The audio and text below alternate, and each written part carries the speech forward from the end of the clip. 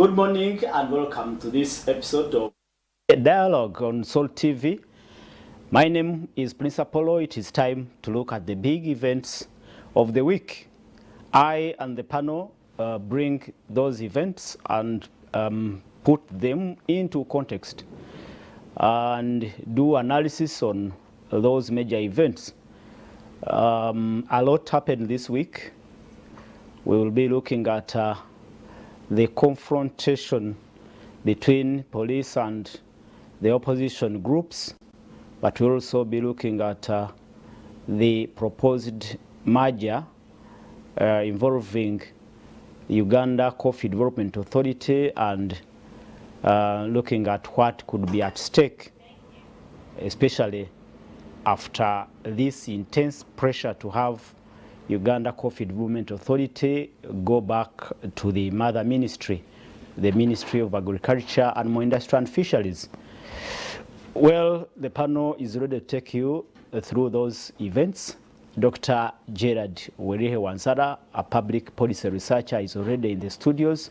We'll be joined by Richard Baguma, a communication expert, but we also have Dr. Gerard Siranda, the DP Secretary General, but also the member of the East African Legislative Assembly representing Uganda. Welcome to the show. Be part of the discussion. Be ready to send in your comments and observations. But let me introduce Dr. Gerard. Speak to our viewers before we kick off this big show. Good morning, my host, Apple, and of course to the viewers who are always with us every weekend. We are really grateful. I'm also grateful to the management of Salt Media for affording us this platform where we always have to engage with the citizens on issues of national importance.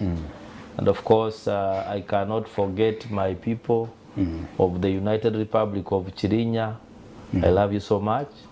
And of course, those of Vuro County East, Namisindwa District. Okay, it's interesting. Quickly, we commiserate with the family and all Ugandans upon the passing of our Olympic athlete Rebecca Cheptegei, who was a victim of domestic violence. One word from you, Gerard. Well, the young lady represented us to the Olympics in Paris. Finally, they have a family issue with her boyfriend, and the boyfriend set fire on the Olympian. First of all, I will not depart from you. I also share the pain and condolences with Ugandans and specifically the family. That Mr. Joseph Cheptegei, the father, who was with her in the hospital until she breathed her last. Of course, in the strongest terms possible, I do condemn domestic violence, and I think it is something that we can learn from one, that if conflicts persist, I think it is always better to evaluate the context. There is nothing wrong with people separating if people cannot live together, because after all, you know, did you come from your mother's womb, two of you? So if it threatens the life of the parties involved, for me, I have no problem with that. But of course, also to ask the people, please, let's tone it down. When we have issues around us, of course, it happened in Kenya, but the same things are happening in our society. We have cases in court. Please, let's say no to domestic violence. I know at times it's so provocative, but violence is not the best option to do. Very unfortunate there. We really commiserate with the family and all Ugandans upon this unfortunate passing of Rebecca Cheptegei. And I read somewhere that the mayor of Paris is actually going to name, is it a road, is it a facility? A facility, yeah, a sports venue facility, yeah. in memory of Cheptegei. I think in solidarity with the global sports fraternity, it is a positive move. for someone who has been representing a country at global level, and most recently, it's not a month yet since we left the Olympics in Paris. So I think that is compassion and empathy. Exactly. And I really thank the mayor of Paris for doing that, but also at a local level, I think we need to do something. Exactly. Because it's just less than a year that we lost Abraham Kiplagat in Kenya still. I think he was stabbed. And also, you see, that area has developed training facilities for athletes. So many of our sports people from Kapchorwa, Kwena and Buko in Sabei sub-region, they always cross to the other side since the language they speak is the same, and so they are able to train together because we lack facilities this side. So maybe also on the other note is if our government would improve the athletes training facilities specifically, because over the last period of time, especially since General Kaihura started putting them in sports, in police, and a number of them are now in prisons. We have seen we are reaping at the global level. We are getting the medals, we are getting the recognition, selling the country. So probably learning from this, we need to bring our sportsmen and women also to build their capacity from home. Well, I hope the Ugandan authorities will also think of putting up either a monument or anything in memory of our athletes, because we have Akibua Stadium. I think that one is, I mean, everyone now can still remember Akibua from that stadium. Yes. But people like Kiprotich, Nzikuru, Cheptegei, these living legends should also possibly have a place somewhere from where we can keep remembering their work and their dedication to their country. Absolutely. It's really important. Thank you so much, our viewers. We'll now kick off the big show, looking at the events that happened in Chira municipality. First, as new president, Robert Sentamuchagranyi, was proceeding from a function and then went into confrontation with police. Tear gas was fired. He says he actually survived death, and when a tear gas canister exploded and causing injuries. Well, the initial report from police was that possibly he stumbled. It was not a tear gas canister, but later I think it was concluded that possibly it was an injury from a police canister. He was briefly hospitalized at Zambia Hospital and later discharged the next day. But the accusations and counter-accusations that came afterwards really are the genesis of this whole debate now. Looking at the sentiments coming out, some saying that possibly this was a minor injury that did not necessitate all these big statements. Actually, the international media has picked this whole issue. It's all over. They are saying Bobi Wine was shot at, and that definitely affects the country's image. But it goes back to the politics that have been bastardized, and exactly that is what we'll be discussing. Dr. Jared Werewanzara, the bastardized politics in Uganda and how we can get out of it. Looking at the statement from police, then the statement from Bobi Wine, those conflicting statements, police insists as investigations continue, they insist these were acts of hooliganism that had to be, of course, arrested. Then Bobi Wine also insists that these were innocent civilians who were shot at, who were, brutalized with intentions to harm them. What do you make of these politics in Uganda, which I think is the reason why people of integrity, people are actually avoiding this politics? I would like to begin with the last one that you have talked about, Apple. I've seen comments. I saw General Mjisha Muntu the other day at the Democracy Symposium, of course, condemning the educated people, the elites, the exposed people, why they are shying away from politics. And I think partly the answer is that you are saying. Because we interact with the people who are saying, but what difference am I going to make in these circumstances? What am I going to change? I'd rather stay in my corner. But of course, that is also not a solution, because I said it last week here that they're saying that politics is too serious a matter to leave it to the politicians alone.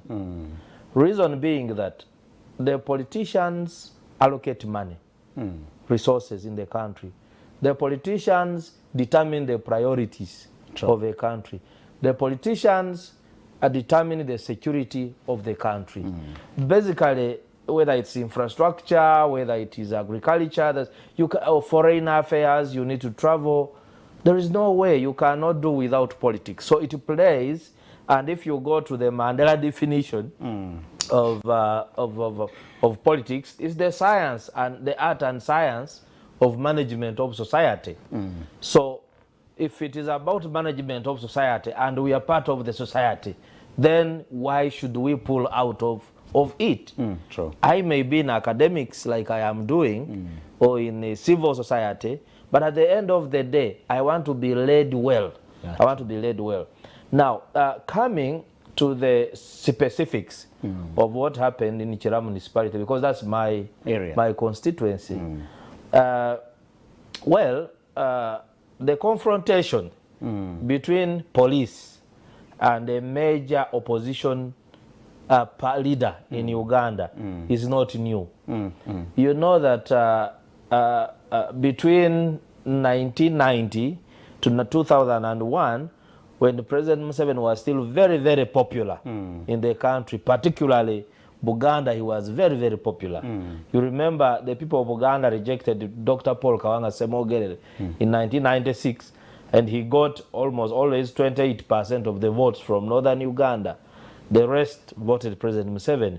So there was less confrontation at the time.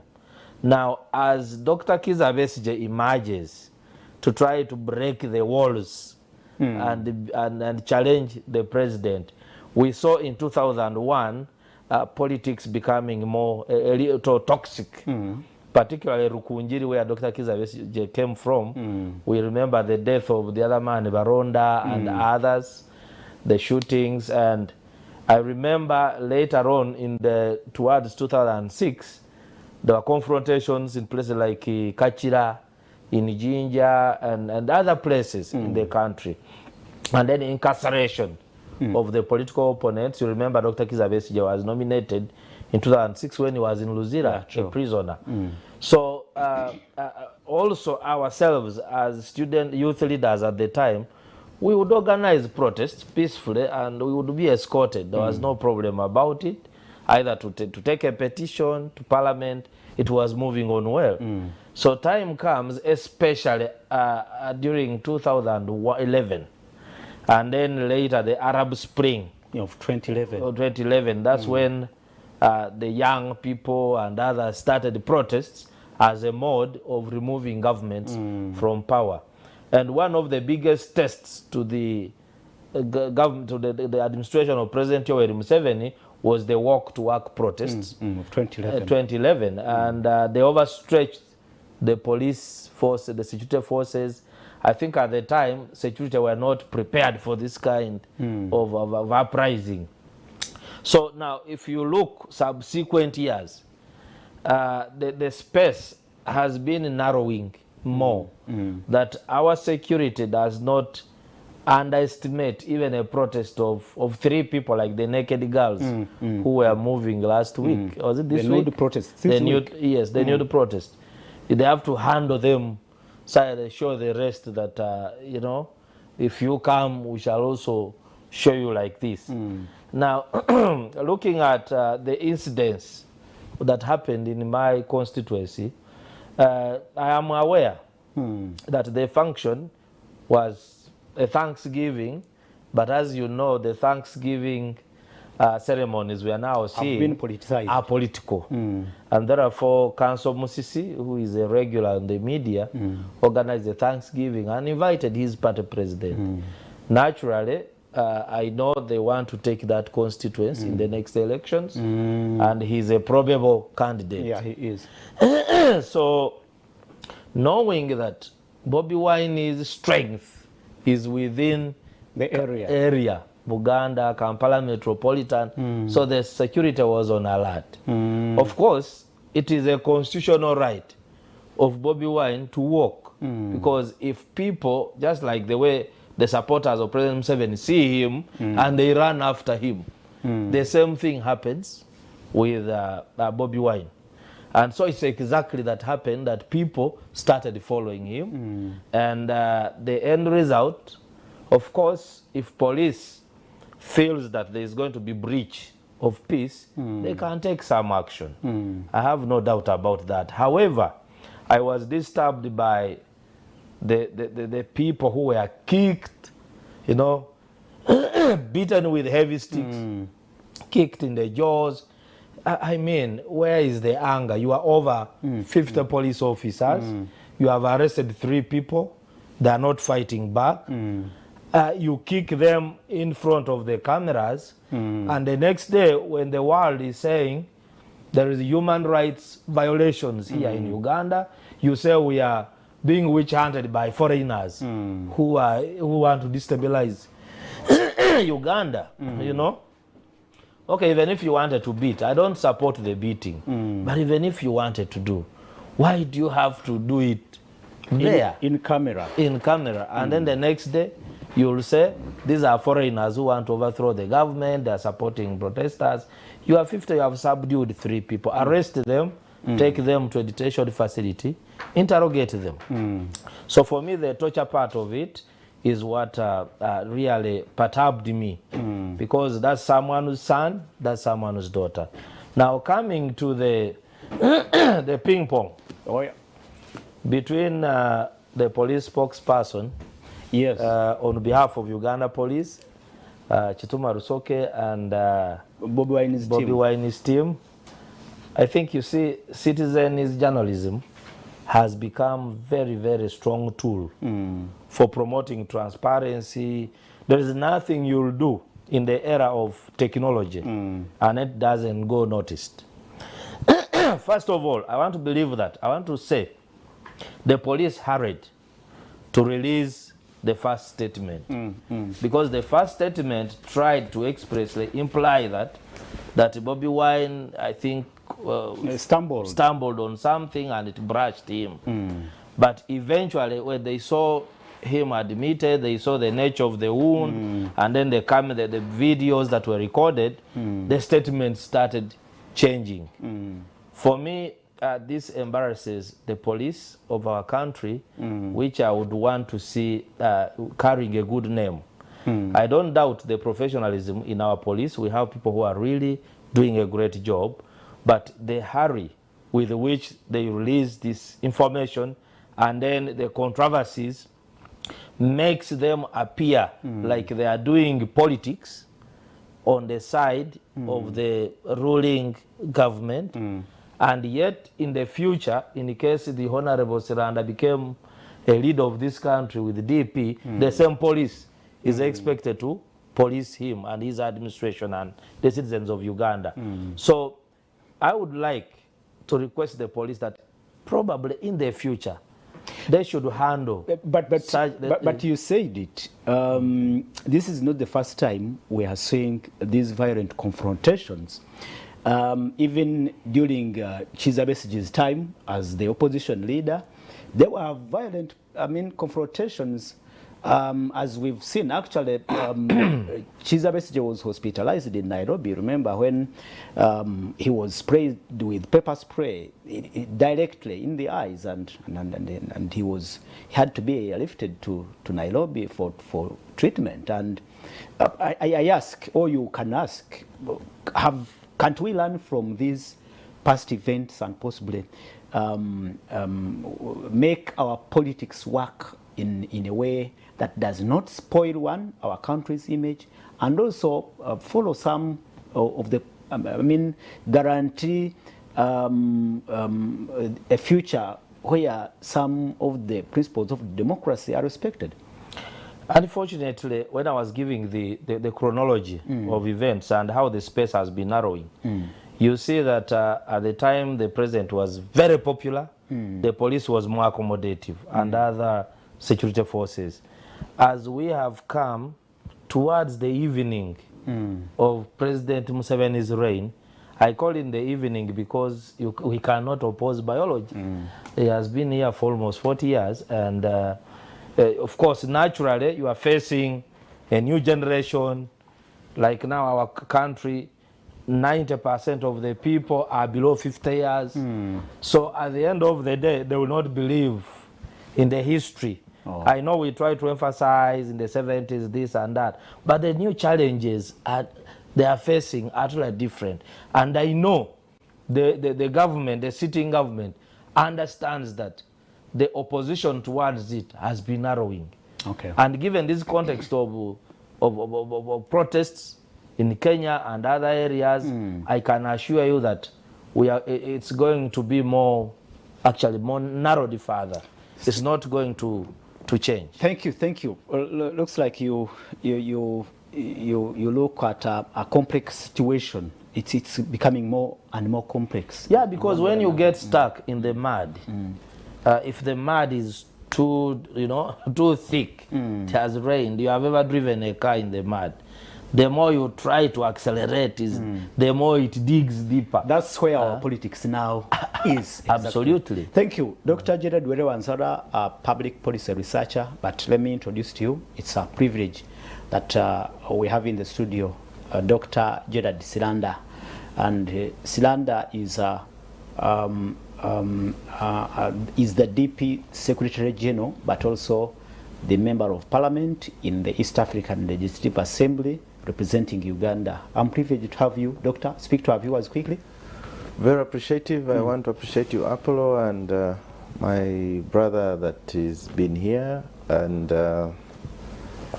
appreciate Pastor Lozas Bujingo as well for creating a space like this that allows us to come and speak to Ugandans and express our contribution to the growth of our country. I want to appreciate the Lord Almighty for giving me the opportunity to wake up again, and many others. As I walked here, I got information that have verified that the Honorable Sarah Mateke has passed on in Mengo Hospital.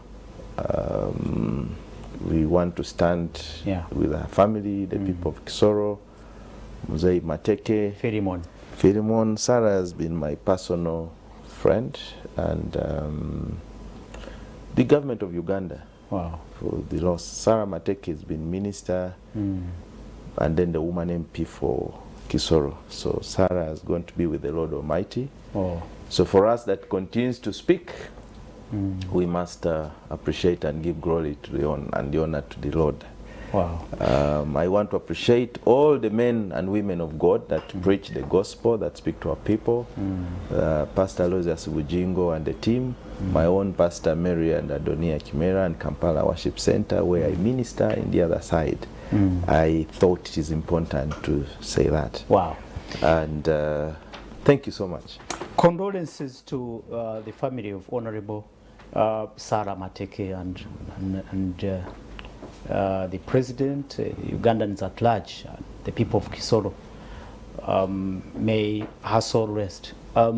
Quickly, Dr.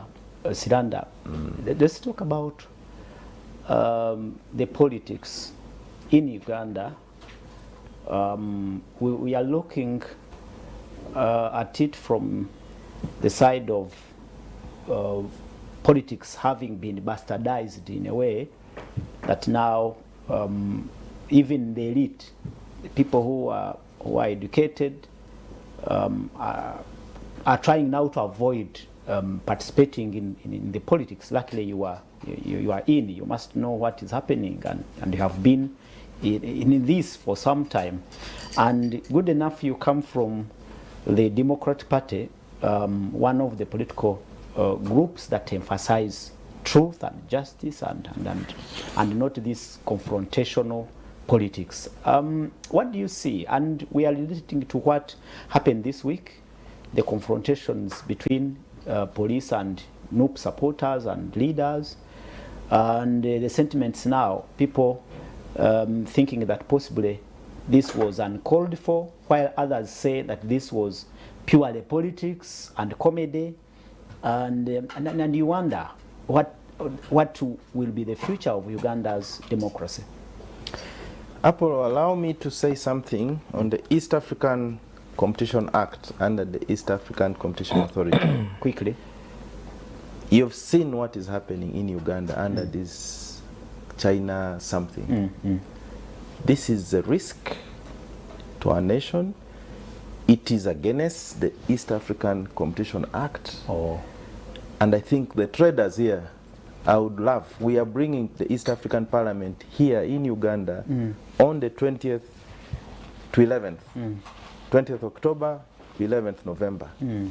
If they come and do a petition. Uganda signed to this act, and it is not good for our market and for our people that they go to the market with the loans and they are competing with a person who has tax holidays, and they have the same commodities that they are selling down, and the person has lined up people and selling them, you know, same commodities at almost a quarter at a cheaper price. Or no price or giveaway price.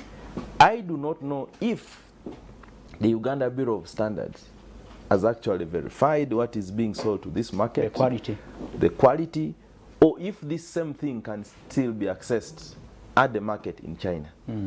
I believe that the Uganda, the Ministry of Trade, Investment and Economic Monitoring will take interest in this matter.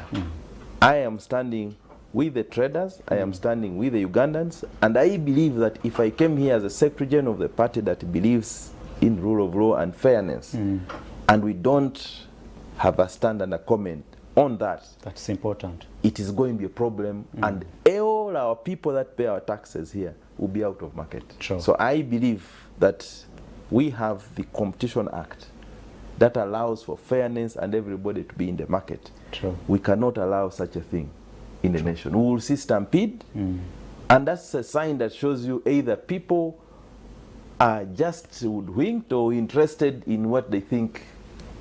So it's like, oh, that's a challenge on standards of life. We have to cross-check that. We allow markets. We have opened up too much. There are countries where you're not going to, for instance, in countries, even within East Africa, here, you cannot go and trade in certain things. And I believe that... we'll follow up. Yes, please. I have given you that, and I know that you're a serious person. We'll follow up. You will do that. Thank you. And I will also donate this book to you. Thank you. So that when you're following, it is within the mandates and ambits of the law. Going to the topic, Uganda is a very interesting country. I came here yesterday morning, and everywhere I was stopping, whatever borderline, I traveled by road. They were saying, they want to kill Bobby Wine, they want to kill Bobby Wine. And for me, I have taken up as an initiative. You can never that in my country, in my presence. Okay. I stand up and give you the facts there and then. We can do the politics at home. But when we are not at home, it is our duty and responsibility to protect the image of our country. And I want to call upon our brothers, men and women, that we respect so much in the police uniform. They should not make our work very difficult in defending this country. Because there are certain things that are done. The police has undergone every training They are credible people. Exactly. There is no nature of provocation. I know where I will provoke you to the extent that you lose being a human being. I know the scenes that happen in Mulindo, some of them have been played and marketed. When you look at the photos released by Inner Circle, same, like 4 or 5 pictures, speaking different things at the same time. Those also the pictures that give the police to do certain things. I am not saying that the police was right. I already said the police should have acted more smarter, more professional than they did. I agree with my brother that the police should be the last person to release a document so that you don't backtrack. You release a document that has been, you know, you've done investigation, you have every information, you have officers online. We want a document that can stand the test of time, so that when I wave it at whatever convention, at whatever international community, I wave a document that can stand the test of time. Outside that, we know it's normal politics. You had some of the people that were the scene saying, now mobilize the public, you know, manage the public. Let us, you know, I think people think that, you know, politics has changed too much. We have been arrested and put in jail. You walk and say, Tata done it, Rwani. You see, the people think that that would have sparked the Kenyan, because I am in politics, I know what I'm talking about.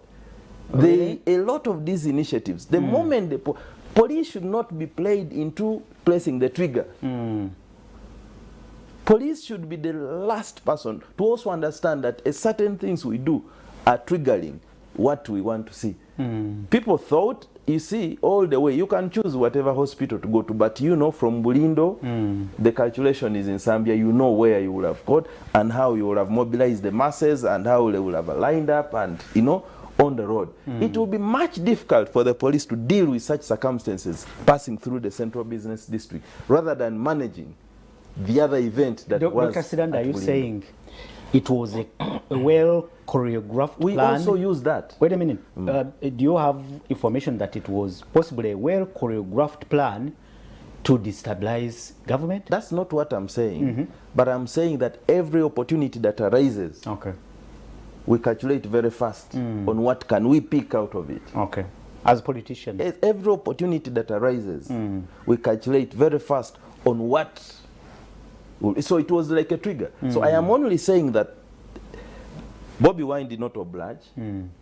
He did not do whatever the police says he disobeyed lawful orders. He disobeyed lawful orders. But there are ways they could have done that. They have always picked him from the airport and dropped him home. There are several ways. The police has the capacity to do everything. They would have actually walked with him all through. Nothing would have happened. They would have accompanied him until where? What time was it? It was around 5. It was coming to 5. It would have been 7, 8. And that Bulindo is the area to his place in Magere. Divert him on the new road. Let him go home. Walk with him all through. I will ask my producers if you have an opportunity to look at that short video. That confrontation with between police and no pleaders looked very unfortunate. That even the tear gas canisters being, shot directly. I saw a statement from, Bobby Wine made the statement during a BBC interview, and he was saying the canister was thrown between his legs, and he later enumerated incidents where people have lost limbs because of those, due to those explosions of tear gas canisters. I think that's what you're talking about.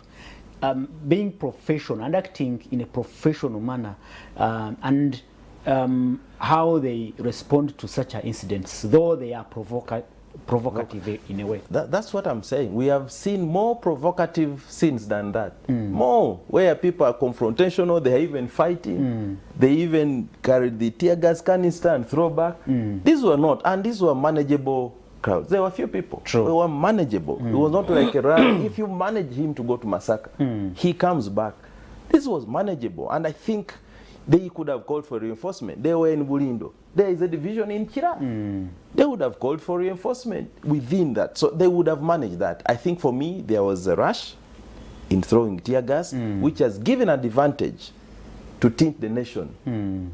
When we have been working towards the steps of gaining what we have lost. We are going through the issue of the gay bill. We are going through. So there are certain things we could manage as a nation. I know that as politicians, that is where we say Katimandavye, Chakuteo, and a bit of course. Of course, we are losing the politics of reason, politics of engagement, politics of policy, to a politics of, you know, which we call a meal card, or which we call a wewe, you know, kumanyoko politics.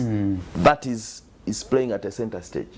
When we come and reason with my brother Daktari here, I will not go. I will not want to go to politics of reason. But I am saying that pain is pain. There is no pain that says you're going to reason with this. So I think for me, the police should have manned that event properly.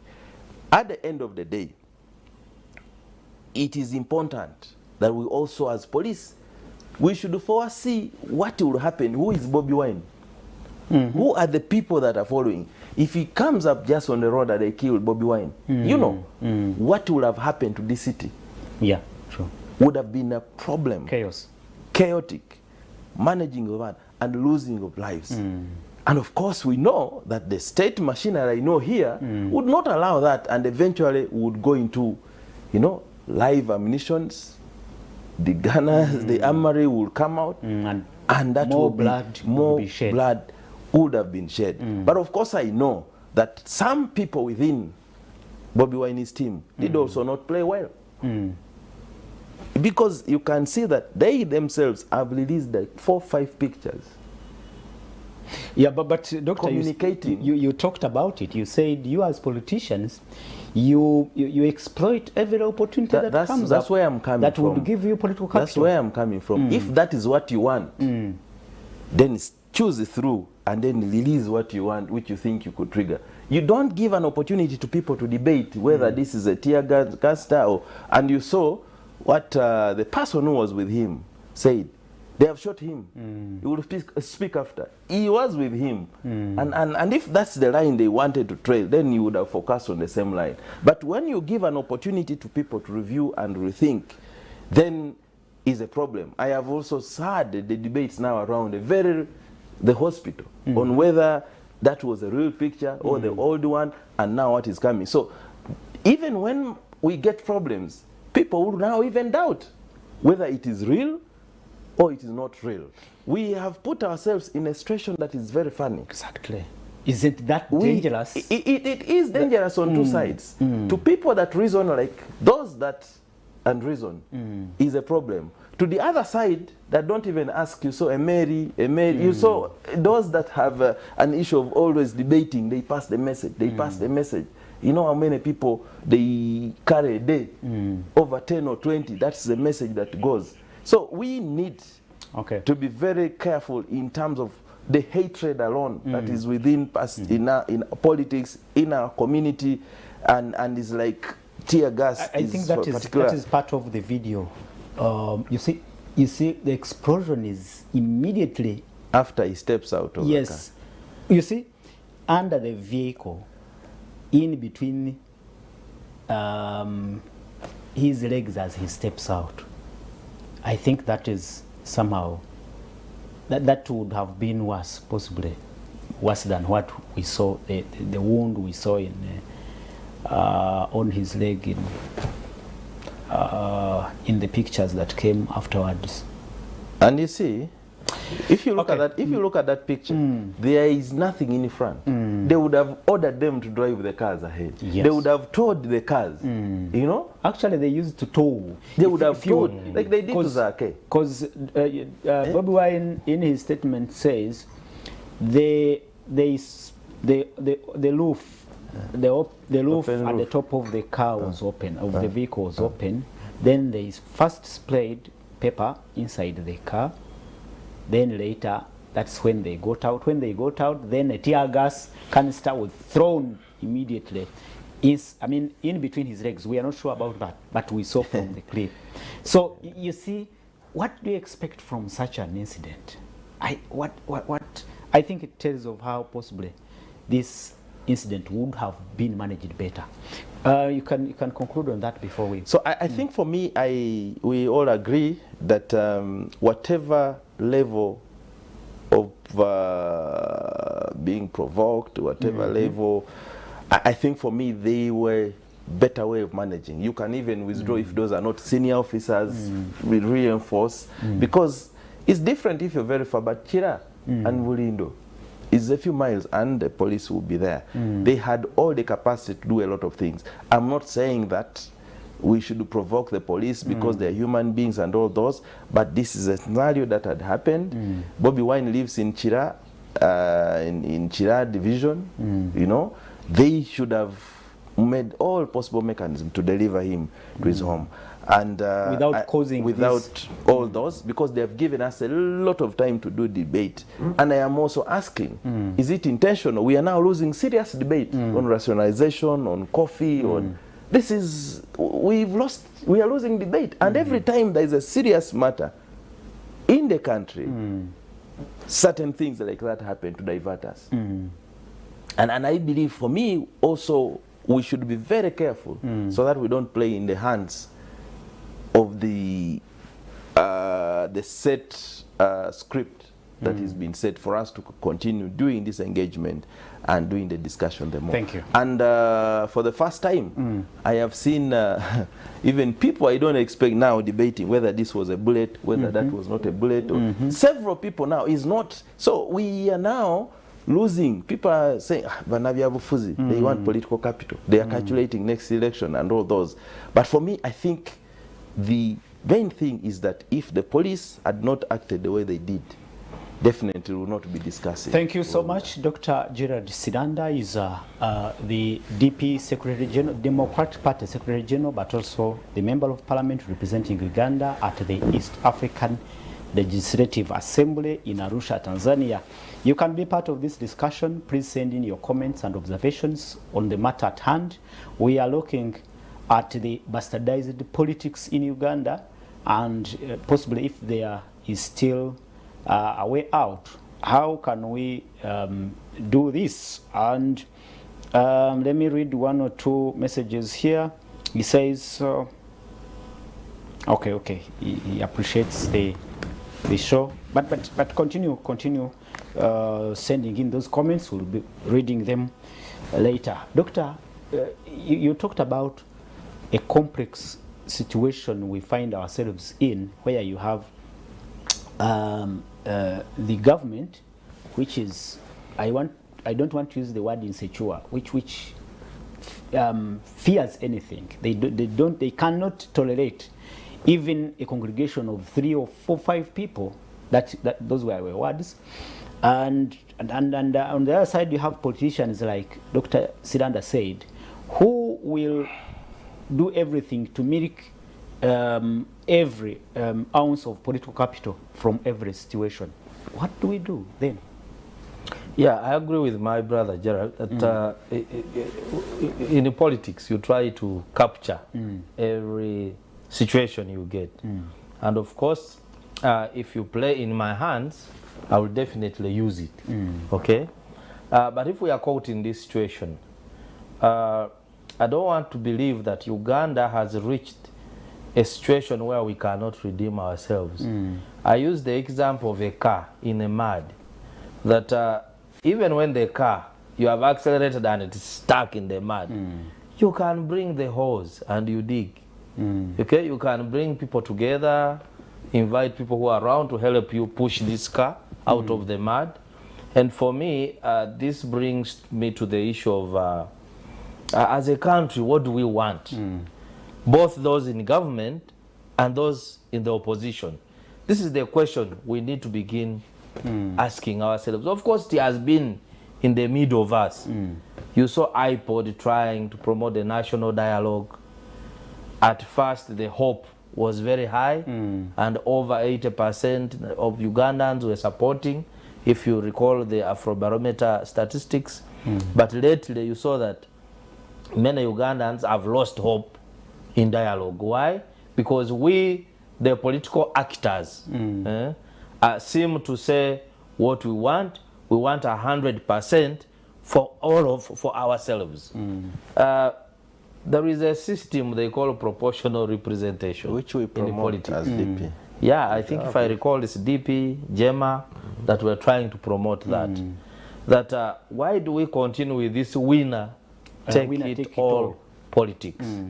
Why can't we have a system where we share, you know, seats based on probably the votes that we get in the general elections?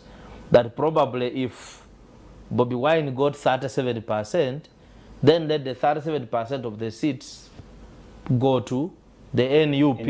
In that, you are bringing more people on board, and therefore, if NRM got 52%, they could take the 52%, and if another party got the 7%, they could get. Is it different from what we have now, that we have even funds being shared? I mean, according to that formula, funds that go to political parties shared, that and even seats in parliament, the opposition. The political parties funding is a bit different. It's a bit different. That is basically to. What is different from what we have? What is different from what we have is that if I have my 52% and I win, then I say, it is up to me, I'm the victor, the rest are useless. Okay. And then when we go to the parliamentary elections, direct elections, you find that no matter the quality of elections, probably we have a parliament like the one we have, where you find out of 529, probably less than 100 are taking the position of the opposition. And then the rest are voting. So it's a half kilo and it turns. So at the end of the day, there is the citizens, their votes don't count. The minority who voted, their votes don't count. So it breeds anger, it breeds rejection. You find that people feel they are not part of government, and it also doesn't strengthen our democracy. Because those who feel they have majority can do anything that even they feel is irrational, because they feel they have the numbers. And then lastly, as I conclude on this, we have talked about the national conference, that why can't we, because if you go to some countries, they have what they call a country's vision. I'm not meaning vision 2040, I'm meaning the values, and then where do we want to be as a country. Today here, I think I seem to be lost. All of us seem not to know where we want Uganda to be, based on the behavior of those in the opposition and based on the behavior of those in government. All right. Thank you so much, Doctor. And Dr. Sidanda, Dr. Were talks about dialogue, and good enough you have, I think even your party has chaired the iPod at one point, looking at dialogue within political actors.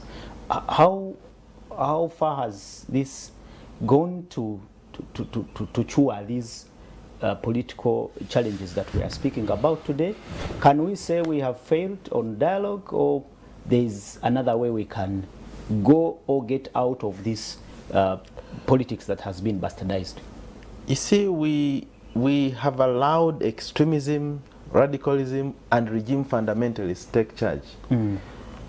The language that my namesake here, if he went to, I don't know, I think he comes from Bunkoko, north or south, wherever he comes from, and he presented a lot of these ideas in terms of the line of where we want to go. At the end of the day, people are looking at wakulekera otiena. You see, you can see, you know, you've spoken so well, but how have you left us? Really? There was a friend of mine in Bushenyi who told me one time, Obote was speaking, the old woman could not even hear English. But he was on the radio and said, how? You know, because people have taken is a fanatic, you know, in terms of the line. So until we get back to a national discussion of this project Uganda, where did we start from? Remember, we went into a company, the East African, Imperial East African British Company, where we brought a building block of Bukedi, Bugisu, Busoga, Bunyoro, into together, but that's a discussion now. When you start talking about it, they say you're tribal. But this is a discussion that brought us together in line of where I want to go. We must go to a national discussion about where did we get lost. National dialogue or discussions does not mean that you only talk to those you like. You actually speak to those you don't like. Nelson Mandela allowed the guys that had tortured him to be the vice president of him. You know, and at the end of the day, even the man you call Mugabe, he allowed the Rhodesians to be the leadership at the time. So the dialogue requires for you to look in the eye of the person you don't like, say, I don't like this from you. And we start a negotiation around. But even in a smaller discussion of iPod, the leading opposition says cannot sit with us. So the nature of entitlement, the arrogance we have, boycotted iPod, you see, structure. Even, and you go around the country demobilizing where iPod has been getting resources. You go to the Dutch, go everywhere, to the level that you don't care. If all of us lose, but for you, you don't care. You know, that I don't care attitude. You must know that sometime when you're taller, you must bend down and listen to the shorter people. And if you're shorter, find your way of picking the signal from the taller people. So there is a lot of arrogance, there is a lot of entitlement, because we have allowed the regime fundamentalist change agents say, Wewe, he must go. Thank you. He must go. You must allow that at every point there will be a side of this one here and this one's here. Possibly, there is no time there will be a vacuum. I will give you time, Dr. Silanda, because you have a cooperation agreement with government. And I think one of the issues is the national dialogue. Is the national dialogue. You will tell us how far national dialogue. We want to have a national dialogue bill. But above all is a national unity and reconciliation of the nation. You talk about it. Police has always mismanaged Bobby. That gives him political mileage. We are already angry with the government, and this kills us more. Bobby is not voted because of the good English like that of Dr. Silanda. We voted him because government had just killed Boxer, Zebra, switched off internet and mobile money, and lastly blocked him from campaigning using the army and police. Remember, the real voters don't watch TV. They are really on grapevine. Grapevine is rumors and what. So it works for Bobby. Police should stop attacking him. Let it, like it did with Dr. Besije, and we forgot him. He's Norbert. Thank you so much, Norbert. But you didn't mention where you're watching from. Please, when you're sending in comments, also tell us. We want to know where you are watching from. Thanks, Apollo, and the viewers. Mr. Police Departments are okay. He says, Mr. Okay, he says police departments are absolutely embarrassing our country by failure to interrupt camera footages. Okay, the issue of Bobi Wine should be handled with care. Otherwise, Ugandans are knowledgeable today. I read it as it comes in. You've heard from these two people, and we only need to go for a short break. But when we return, Dr. Gerard Silanda, the ERA MP for Uganda, and the Secretary General for DP, and Dr. Gerard Urewanzala are here, but we hope to be joined by Mr. Richard Baguma to push this debate forward. Don't go away. Let's go for a short break. When we return, we're still looking at the bastardized politics in Uganda, and is there a solution in sight? Don't go away. We'll return shortly. Welcome from the break. This is The Dialogue. My name is Prince Apollo, Dr. Gerard Urewanzala in the studio, and Dr. Silanda Gerard in the studio. And we are looking at the current state of politics, Ugandan politics, which has been bastardized, with politicians looking for every ounce of political capital from everything. It was what came through these discussions, but also with police, that is, all security agencies that are very intolerant. Dr. Wede talked about a government in power that is also insecure and doesn't tolerate any kind of dissent. And lastly, from one of the comments from our viewers, even the population, they do not care about serious issues. Somebody talked about your English, Dr. Siranda, that voters don't care about your English. They have their interests somewhere. Dr. Siranda, quickly, as we conclude on this matter, how far have you gone, you as a party that agreed or went for dialogue? How can it be effective in reversing this trend of violence and bastardized politics? You see, I want to appreciate the viewers and callers, no, but specifically that send that message. But to just let him know that there is nowhere in the world where going for anything has changed anything. It can change the picture of the president to another person, but it has not changed anything. Go to the Arab Spring. They thought they were voting for something better. They actually got the worst and they're regretting up to now. Go to Sudan. They wanted Bashir off in that way. They are regretting up to now as to why they did the same. Go to Somalia. Somalia was one of the sober state, functional state. Go to where it has gone today. I think we do not blame the MPs, but the MPs come from people. So if the people who are voting for us are the people, we come from the people. So I am just asking that we should raise our bar high. We want the change to come, but we just don't go because you can't reason and, you know, you're going to put a person who is going to say they should castrate all of you. You know, is that what you want?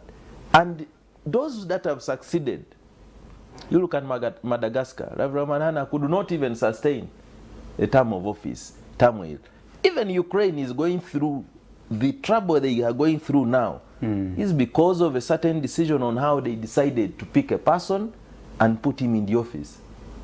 You know, is a long discussion you should go to. You have had an opportunity to interact with President Museveni. I have. Is he that person who is ready to sit and dialogue? We are not going to ask for the future of this country. We must force President Museveni to a right direction of where we want to go by speaking in unison, by not even undermining whatever little gains that we do. Because for him, he should be in a comfort zone. But also President Museveni is not the one who you knew 10 years ago. The writing is on the wall. In his writing, he has even started saying he knows Ndikumpi Kolachi in his own way. That's not Museveni who you speak like that. So we, as a DP, we went to this venture not because we like it, but the ideas, if you read our ideas, on whether they will be fulfilled, we have tried to do something. But they are always going to be met by resistance, internally, even externally. You've heard the Right Honorable Prime Minister saying, "Geyo DP tuwajuasa." But have you heard President Museveni speak like that? So there is a lot of excitement along the way by people who don't understand where do we want to go in terms of this nation. So that's, the arrogance is on both sides. There are extremisms and radicals who set up a line. There are extremism who say he must go. And there are those who are saying, say, standby generator. You can see a situation where we are. So as a DP, we believe that the question on national dialogue, a question on national unity and reconciliation, a question on reforms. How far have you gone with pushing for we are that trying to do dialogue? we're trying to do our best. We want to get these things amended in the law. We want to get the National Dialogue Act. So that we are not working just because it is somebody's favor. We want it to be embedded within the law. We are picking from what South Africa did to embed it within part of the thing. Even Rwanda has embedded their system, which they call concession. You know, Kagame will get all the 99, but he will never have 99% of the parliament. He will have 99. He will never have 99% of the cabinet. So, because the concession politics and history of the dialogue gives you an history of where you're coming from and where you want to go. If you don't understand where you're coming from, probably you'll never understand where you are and where you want to go. These are difficult discussions in the nation. But the fact that we brought a generation and a discussion for people to start talking about it, even when they don't believe in it, for us is a plus. They have said there is no money. The Honorable Minister for Justice and Constitutional Affairs and my dear party leader, he's created a way to look at what is the powers of the Law Reform Commission, and he's asked the Law Reform Commission to look at all the other proposals, because there will be no escape that there is no money. We have entities in this country that sometimes you don't see what they're doing. From your side, the way to go is dialogue. The way to go is for us to dialogue, is for us to bring all Ugandans together, and even is for us to redefine what kind of political system do we have, so that we don't waste all the time, but also to continue talking to people through different entities for us to continue appreciating ourselves. Today, we have created hatred even within opposition. It's not about within NRM, even within opposition, there is no talking. That is a bigger Even problem. within internally in the party, there is no party. No party is stable now. In this country that is saying they are okay. You know? There are those who think, for you, you are too much Ruzungu. There are those who think we should do this. And of course, Ruzungu might have not delivered anything, but at least he has delivered us to sit here. But there is no track that what they are doing in the other side has delivered anything. Thank you. When we went to Luero, it was the other bypass. Has it delivered anything serious, tangible? We can see what it has done, but is it not backtracking on where we were from? So I think for me, the hope I want to give Ugandans is that it is high time we engaged in a discussion, in truth-telling, in open discussion, for us to define where do we want to go as a country.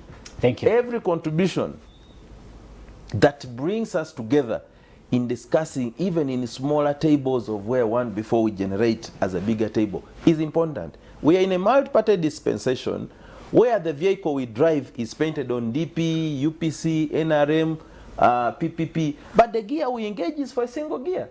That's why you have MPs now who even wake up in the morning and they say they are bringing a bill in a special sitting where they say they want to address issues of northern Uganda. You ask, how urgent was that matter for northern Uganda?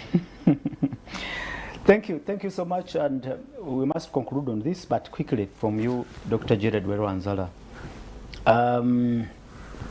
Do you see dialogue working? Because there have been several attempts on dialogue. I remember is it the Interreligious Council? You also came up with the Religious Council of Uganda, the Elders Forum Uganda, and the Interparty Organization for Dialogue. But looks like it was spearheaded by the former Chief Justice Ogola, and looks like it didn't materialize.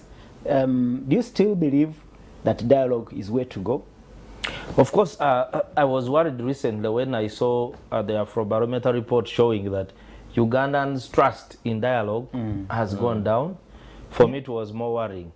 But I believe in dialogue because Uganda is not ending today. Even if President Museveni left tomorrow, this country will be there and it will have its own citizens. For me now, it is troubling me. I'll just give one example. When police beat up someone and then when a name tag appears and the name is said to Musime, and then they say, aha, you have seen them.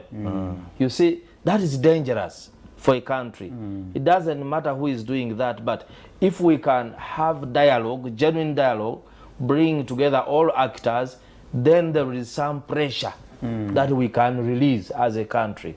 And of course, we may not have achieved then, but it doesn't stop us from trying. You remember the history of the space science, trying to go to space, and people had to die, but at the end of the day there was a success, the Apollo mission. So for me, I believe still dialogue can work for Uganda. If we can reflect how we sat in the CA at that time, produced a constitution which was so good. Of course, at the moment there are challenges with the constitution, but I believe we can still sit and dialogue and have a common goal for the future of this country. Thank you so much, Dr. Jared Weruwanzala. Musana from Kagadi says, President Museveni is the problem. Overstaying in power has created very many power centers, but also has created more agitation from the sections of the opposition. I don't know if you well, agree with partly it is true. But other than the opposition, and we are also seeing groups like MK movement emerging. And with uncoordinated troop movement, this one is speaking that, this one is speaking that. So at the end of the day, you may contain DP, you may contain UPC, but you may not contain, maybe MK could emerge as another radical group. So for me, whether you're on the side of President Museveni or on the side of the opposition, it is important that we sit and discuss. The way the Semogerere sat, the Zirituaulas, the Wapakabulos, the others, the Kategayas, and talked about Uganda. Do you see, That's the discussion we need to have. willingness on the side of those in government to sit and dialogue?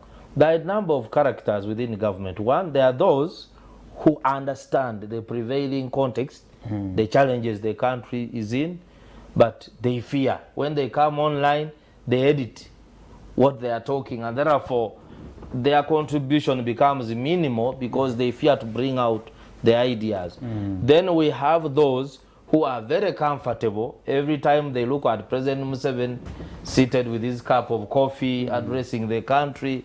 They think they're in paradise. They don't know that the tables can turn against them anytime, and things are different because politics is so dynamic. Sure. Then we have those who are extremely radical, that they look at the sitting government as their mother's breast. That if you touched that breast, someone can bite you. So we have those groups, but for me, it is important that there are some leaders within NRM who emerge with that positive mind of wanting to discuss with all stakeholders to shape a future, a good future for this country. Thank you so much, viewers and the panel. And he says to me, I see this police as not working for Ugandans, but for General Museveni. He is Ogwal Peter from Karaki district. Karaki district is which side? Karaki is after Soroti. Oh, okay. Thank you so much. Before Kabira Maido, in the middle. From Karaki district watching. Thank you, Peter, Ogwal, and others watching. We can now move on and look at a serious issue about the coffee subsector. And I remember we had a discussion on coffee politics during the Pineti saga. You remember what happened, and we have witnessed back-to-back engagements this week. President Museveni meeting the committees of parliament related to this issue of coffee and NITA Uganda, as well as UNRA. Then he also last evening met the NRM parliamentary caucus on the same, but it was all about rationalization, which is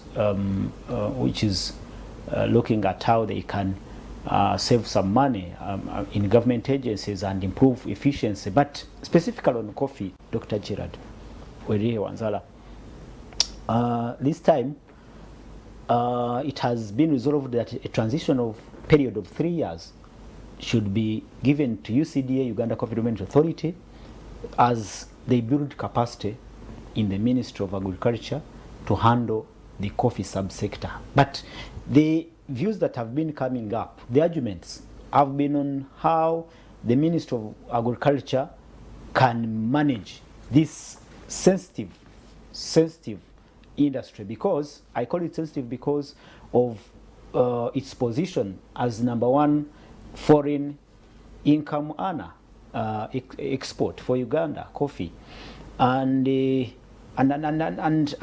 that attachment it has with the local people. I don't know if you can quickly make your comment on what you think about this coffee thing and UCDA going back. Thank you very much, Apple. I think there are two entities that they discussed. Yeah, it is NITA particularly NITA and UCDA. And CDA. But let me focus on coffee. The last time this year I looked at the statistics, coffee is directly benefiting 3.5 million families. Wow. Now when we talk about the family has a number of people. So today in the recent statistics of you boss, I think the average family now in Uganda has reduced to about 4.2 people. Okay, so if you multiply the 3.5 million times 4, that is about 20 million. 20 million. So about 20 million Ugandans are depending on coffee out of a population of 46 million, meaning that about half of Ugandans are in one way or the other involved with coffee. So if you have such a product, then it is very critical to the well-being of the people. And then two, if you look at the earnings from the coffee exports for 2023, 2024, sorry, 2022, 2023, Uganda earned $1.14 billion. Close to 6 trillion Ugandan shillings. Exactly. If you multiply into shillings, it's that. And if you look at areas like where I come from, we have a media house employing people because of coffee. We have hotels employing people because of coffee. We have people who are directly in the factory employed because of coffee. Bugis Cooperative Union is paying for education of 300 children in higher institutions of learning, these universities, nursing, and so forth, every year. So if you touch that kind of commodity, you are touching millions and millions the souls of many people. Ugandans. Now, I have been seeing people in the coffee sector very comfortable with the Coffee Development Authority. Of course, they have had challenges, especially with paying people who give seedlings, who sell seedlings who to run them, the nurseries. who run the nurseries. The last time I had the date was about 26 billion that they were demanding. But if you go in terms of increase, in terms of people participating in growing coffee, production, and then the increase, I think last year we exported about slightly above 6 million bags of 60 kilograms. And our goal is so ambitious that by 2030, we need about 20 million bags of coffee going out of the country. But in these circumstances, we are also seeing emerging laws like in the European Union, the deforestation, EU deforestation law. They don't want a situation where, because coffee is earning and our major market is Europe, then we begin cutting down the forest to plant coffee. So they have created a law that needs that farmers, where they are buying from, need to be registered. So they don't buy coffee which replace the forest somewhere. So, and then the other, if we look at all this progress in the coffee sector, is it okay that we just haphazardly rationalize it? Because we have given it a very good name, RAPEX, rationalization of agencies and public expenditure. You know, it sounds good. But if I look back at the previous rationalization in Uganda, why did we create the Coffee Development Authority? It was because of the inefficiencies within the mother ministries. If you got those ministries, they are very understaffed. I have been an advocate in the road safety. When you go to Ministry of Works, the Department of Road Safety, you find 2 staff. So if a similar thing is happening in the Ministry of Agriculture, and as you know, there are big problems in the Ministry of Agriculture. Issues of irrigation schemes are having issues. Even the president has talked about even them. mechanization. Agriculture extension services under the ministry through local governments are almost dead. I spoke it here that agriculture officers in local governments, you find them living in town. They are not in the gardens inspecting, they are not teaching farmers. Since we no longer have the district farm institutes we used to have, because we used to have DFIs. They would bring people there, train, go back, and then they train others. Today it's not there. So it would be a mistake. Yeah. Would you want to abolish an institution that is doing well? Of course, for a long time, I have not had something very positive from NRM caucus, but I would like to commend them that they have been strong on it, because it involves so many lives, and I would want to be really to see rational decisions and a guarantee that this is not going to affect the coffee sector in Uganda. Thank you so much. And Dr. Siranda, you come from a region that I am a coffee farmer myself. that depends majorly on coffee, I think.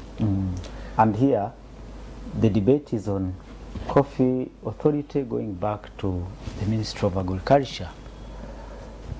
First of all, I want to appreciate you for bringing this very sensitive topic.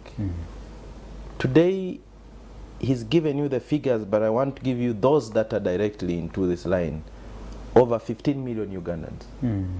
15 million have their footmark in terms of dealing with entity of coffee. I have not put those that drink it. I have just put those that earn. So the coffee business, coffee is an industry, is a market industry. It's not just agriculture the way we deal with agriculture, but it has a direct link in terms of what it brings to the world. Uganda's coffee is the second on the market.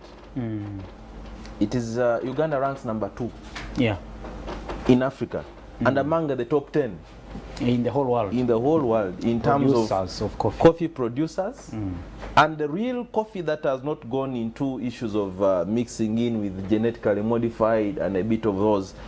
And our Arabica coffee that comes from the areas of my grandmothers and my uncles in Bugisu is about 12,000. Is one of the, in terms of the cost per bean, per kilo, 12,000. The only agricultural product that beats coffee is cocoa.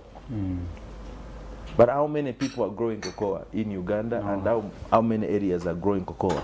I think for me, first we would have invested more in doing what we call land survey to find out how many areas actually can be, attracted more in growing coffee, so that we go to the maize as just subsistence, because maize is a loss. If one day I will come here and talk to you about this farming, maize is a loss, cassava is a loss. It's just a crop we could grow just for eating and survival, but it cannot be put into the money, the money economy. I have seen the justification of members of parliament, but that justification does not convince you in terms of what they want. Because you cannot just keep lamenting that we have ministries that are incapacitated and all those. For me, the first line will be to, first of all, because I agree that along the way, we should have ministries that function. Initially, we had ministries functioning. We didn't have all these authorities and all those. It's a duplication. We are paying a lot of money for administrative costs that is not called for. You have, now people don't even go to the ministry, which is a mother ministry, in terms of how much they pay workers of the ministry and those in these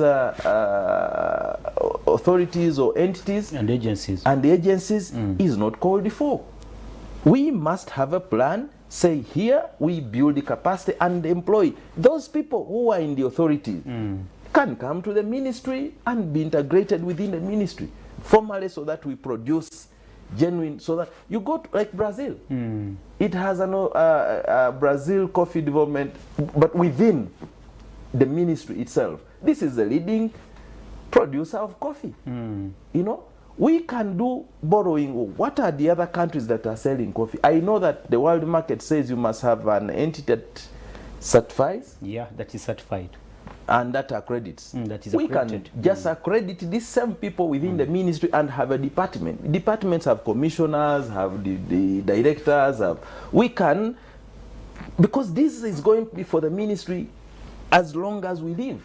So that issues like extension service workers, agriculture officers are now deployed the way they used to be deployed, because we have universities producing students that are studying these courses.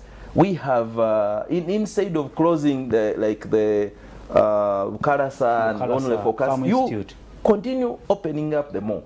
We should have a window period and say these 3 years.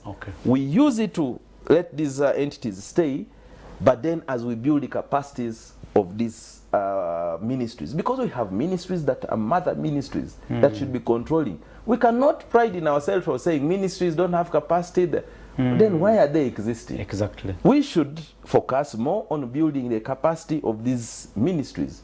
First of all, we are not saying that these agencies should go. The people that work there should be integrated and amalgamated within the ministries, so they will just carry their capacities that they had there and then place them in the ministry. I think we should also interrogate what is it that they fear? Why is all this resistance? I have heard one of the promoters of not rationalizing the UCD is Dr. Bedwani. You saw his justification. His capacity is that these are only going for seminars, is that they are not accredited, they are not certified. We are just saying that these are not going home. These are expertise we have put in money. Majority of Ugandans place them in the mother ministries and then deal with the issues of bureaucracy. I see a requirement of whole restructuring, because you know that these agencies, the bosses and the staff in these agencies earn big salaries, big and different from what the people in the ministry earn. So there needs restructuring. You come to the ministry, you restructure, do salary review. You can have with an incentive, say you're coming in this with. But everything. I think that is the fear, that these people who have been earning huge amounts of money are now going to be taken to. You see, Apollo, what you do. Another area where they will possibly earn less. You know what Zimbabwe The motivation will go down. Wait a minute, the motivation will possibly go down, and the output. Do you know what Zimbabwe did for mining sector? The president of Zimbabwe, on his phone, he called, I even know friends, individually, those who are outside and attracting them to come back home. What you do is, if you know that this is a serious initiative like we are talking about, of 15 million like coffee, what you do is within the ministry, you empower and review. Review the salary. You may have few people, but review the salary and build the capacity of the ministry you control. Because this minister sits in the cabinet every day and employ people that have capacity. Uganda is not lacking people that don't have capacity. It's about the will and how we think in terms of what we are assigning to them. Because this is a serious initiative. I agree. There should be a window, but then we should look forward to building capacity. Thank you. How do you have a mother ministry that does not have capacity to supervise? Richard Maguma may not come because he's watching. I don't know if he's watching while on his way here. He says, I have failed to make it. Yes, he's not coming. And he apologizes, so he will not make it. But he says merging is just to entrench control. Listen to that. And then the bonanza is widened and deepened further. You should interrogate those few remarks, because he talks about the bonanza being widened. And we have seen and witnessed how things are being handled around the coffee sector. I don't know if you can make a quick comment in relation to what Baguma Richard has pointed out. You see, you rightly talked about the issue of motivation. At the time they created some of these agencies, the thinking was that they needed to attract experts, okay, with good expertise in the sector, pay them better, and then they are able to do a good job. If we go to the ministries, of course the pay is much less. But we also have people on the street. So how do we marry between, you know, because I know if you are earning 20 million a month as maybe a deputy executive director, and then today they are saying you come in the ministry and you leave the same and earn 5 million, because you will not earn more than a PS, then of course some may decide to go into the private sector. And in the short term, there may be an effect, but and that is the effect. These people, like Bedouin and the Uganda caucus, I mean, fear those effects. No, but me, actually, my view is we had so many agencies that have been rationalized already as we speak. The issue was we would have done an audit of those that are not doing well where they are, where you can easily merge, like we saw the National Library being merged with something, we saw UWA and the Wildlife Education Center, but when it comes these ones that have a lot of workload and with a lot of impact in terms of how they impact the economy, probably we would have chosen to do it in a phased manner. We said that let's first focus on this, because after some time we may realize probably it was a mistake and we go back to, we would first see how these ones are functioning. So Richard talks of entrenching control. Yes, there are fights within the coffee sector. Both internal and external? Yes, both internal and external. When we left the World Coffee Organization, there were battles we have been fighting at the global level and also affecting some exporters of coffee. But I think that has passed now, because I've seen the coffee exports have gone up again. But also we saw the Pineti issue coming up and wanting to put all the coffee under the control. That is the control of the monopoly. Of the monopoly. I think that was fought successfully by the people of Uganda. I have seen a construction company called CCC, the Chinese company in construction. Now they're saying they're going to buy coffee and add value, which wouldn't be bad, but already there are some who are pulling back, who are saying that aren't we going to create another monopoly again? So that is there, but under the ministry, I don't know, I wish Richard was here, I don't know how it is going to entrench more control, whether it will become easier by those who are interested in our coffee to go through the ministry. Probably that is what he means. He talks about the bonanza, and it reminded me of a project that is going on in Tungamo. I don't know if you have UCDA here. You have then another initiative to promote and boost production. But for me, I think if we had vultures, if we have vultures can eat from anywhere, whether it is within the Coffee Development Authority or the ministry, still the vulture, they can decide to impose an export tax of 50 shillings on every coffee bag, kilo, 50 shillings, and still they will get the money. So for me, I don't believe that will create a very big difference in respect to... So President Museveni was on point when he insisted that actually President Museveni was insisting that it should go back to the Ministry of Agriculture. It was the negotiation, through negotiations, that a resolution has been reached that there be a 3-year transition. But it must go. But it must go. So from Dr. Gerard Silanda's submission, possibly President Museveni had a point. Should go back, then we cut on, we integrate the experts we have in UCDA, they go back to the ministry. Yeah, if we are serious, it can work. Simply because if you remove the board, you will have removed the board, for instance, that is also earning allowances, so that cost will have gone. And the executive director and others who are earning very huge salaries, probably they may go, but I want to believe that the lower coffee officers who are not earning too much, probably they will accept, because most of them are younger, they have families to take care of, they will be integrated, which is okay. For me, the only worry is that whether it is going to retain the efficiency in terms of service. Yeah, but Dr. Sidada talked about it.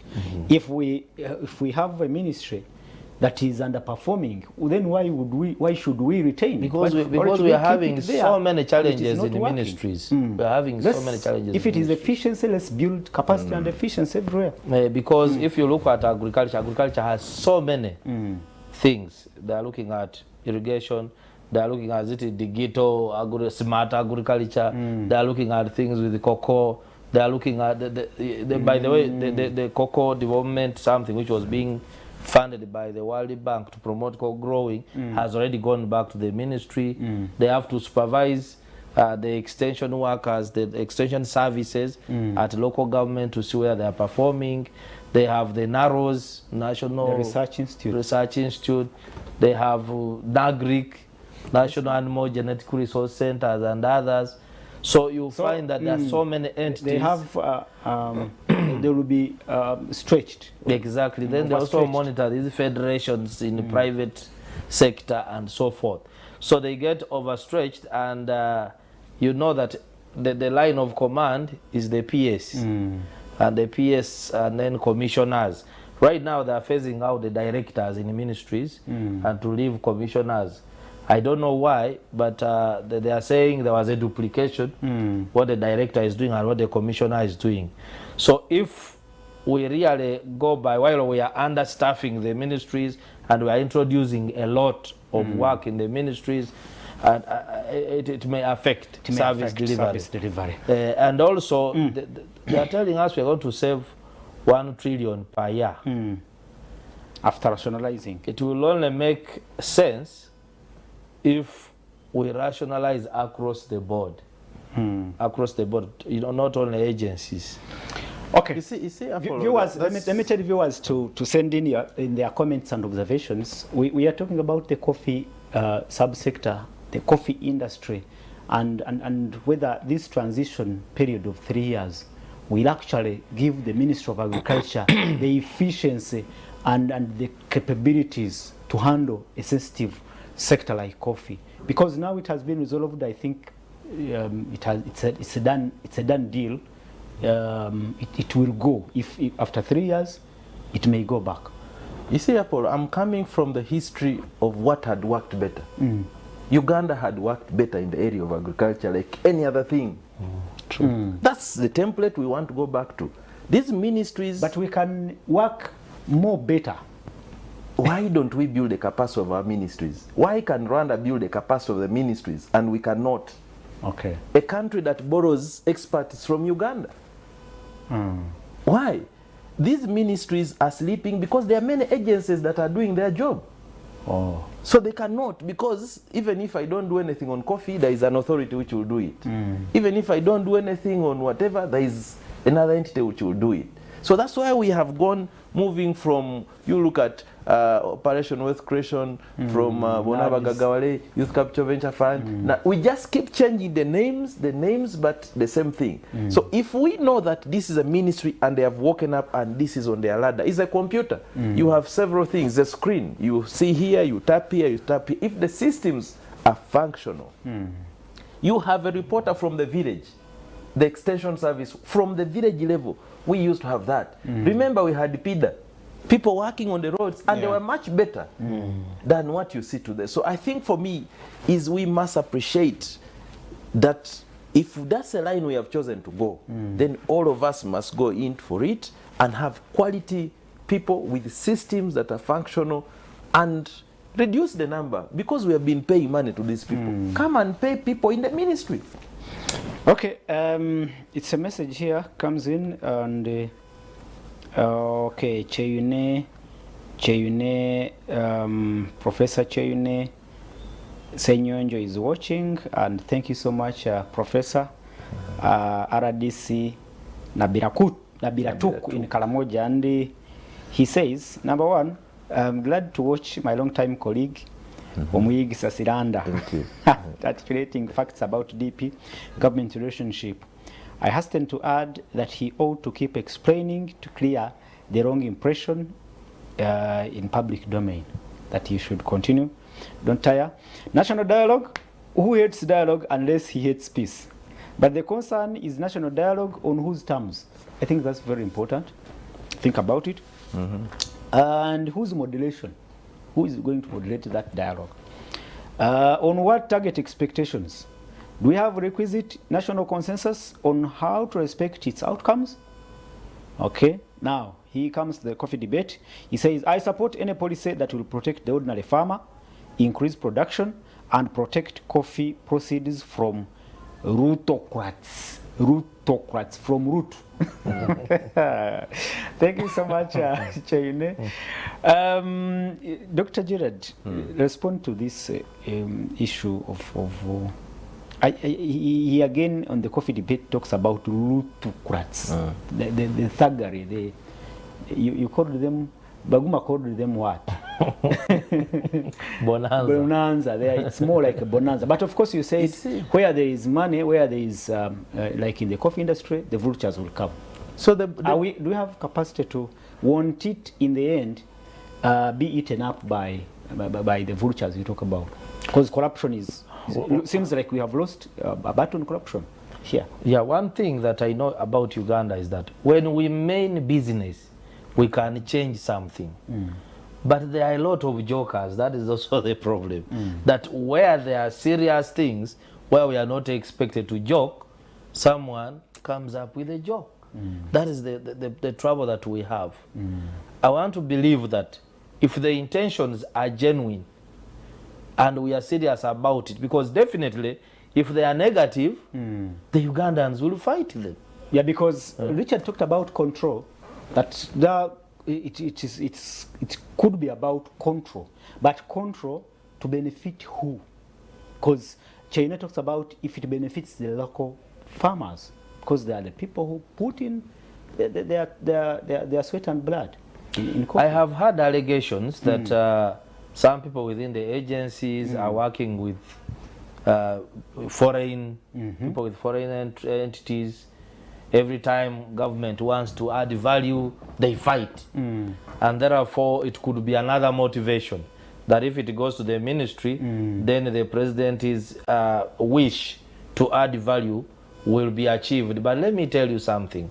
Unless someone is not very, very conversant with the coffee chain, it is not possible that Uganda is going to add value to most of the coffee, because the international coffee processing chains control the global market. So many countries have tried, especially the emerging south, to try to break through, but they have ended up remaining on benefiting more from exporting the bags of coffee, including our senior brothers like Brazil, like Ethiopia.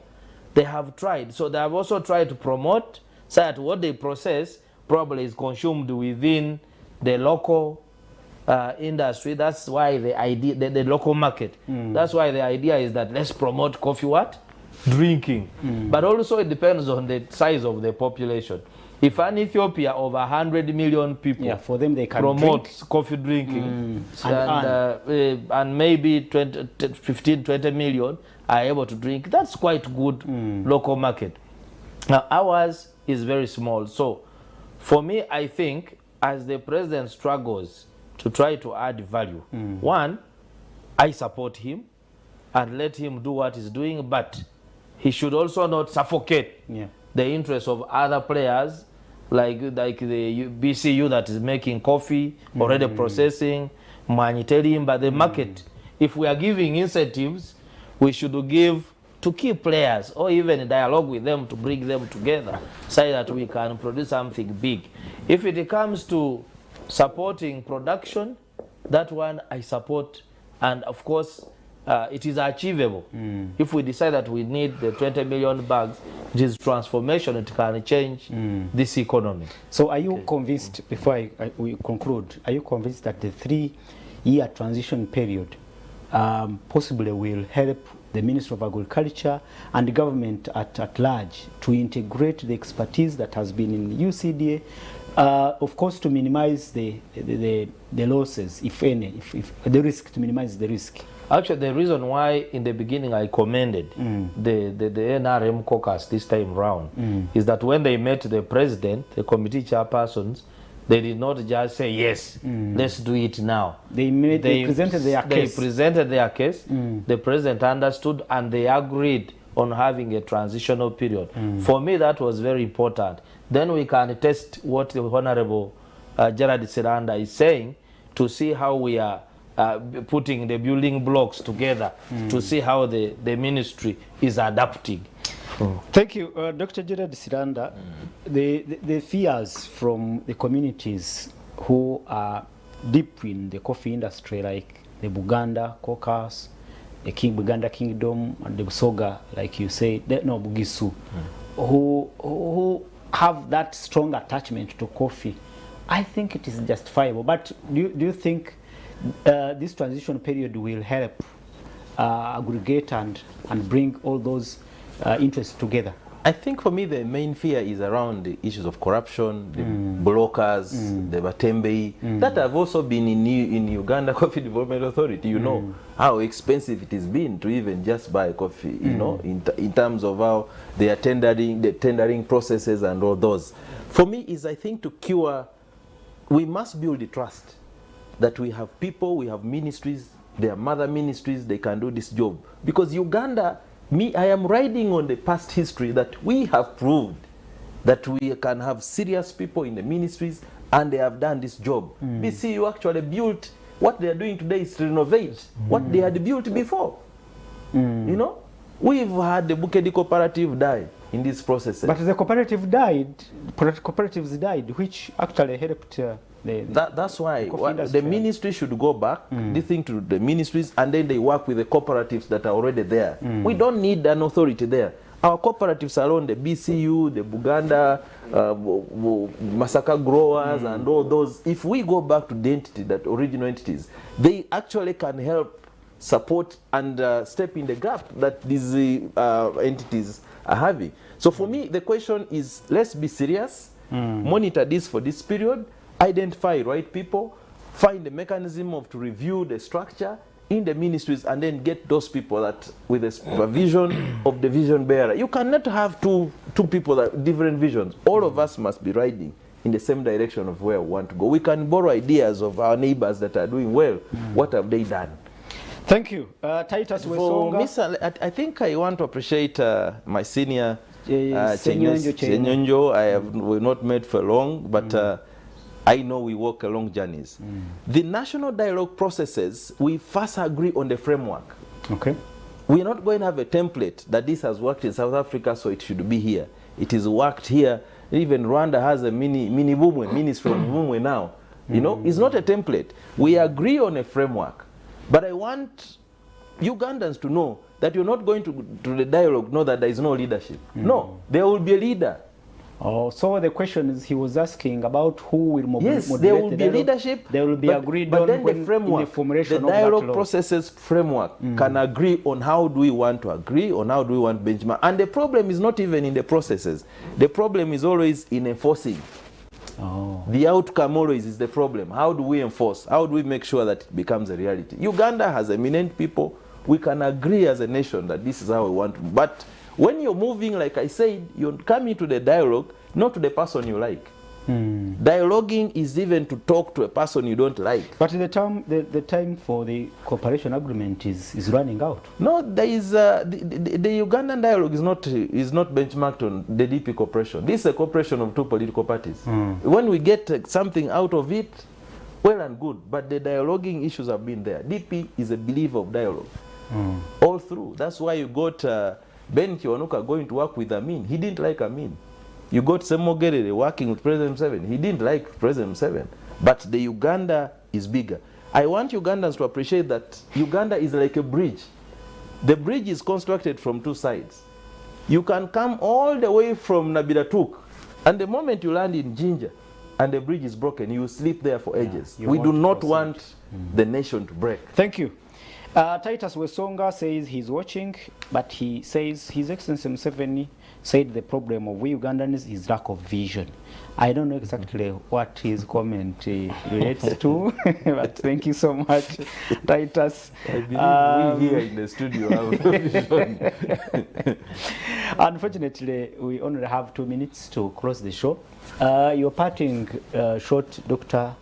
Jeda Duere Wanzala, as we close the show.